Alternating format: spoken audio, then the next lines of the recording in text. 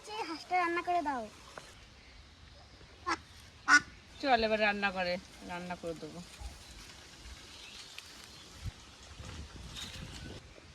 এবার হাঁসটা কেটে ধুয়ে নিয়ে আসি।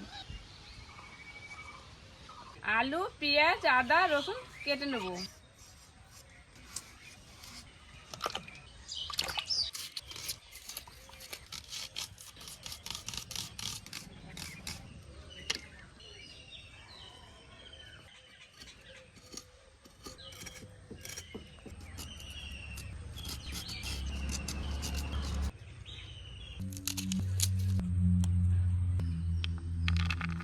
এবার আদা রসুন বেটে নেব।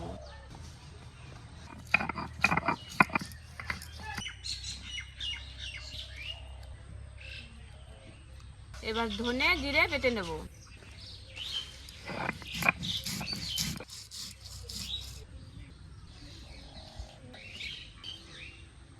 এবার লঙ্কা বেটে নেব।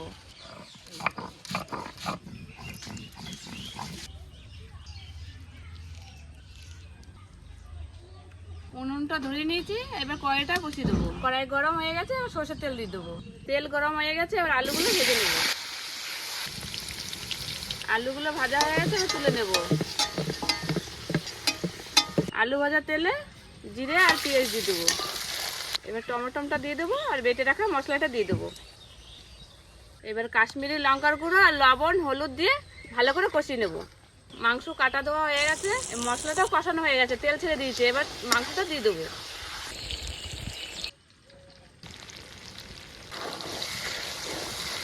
ভেজে রাখা আলুগুলো দিয়ে দেবো। এবার কষানো হয়ে গেছে, এবার জল দিয়ে দেবো। এবার গরম মশলাটা দিয়ে নামিয়ে নেব।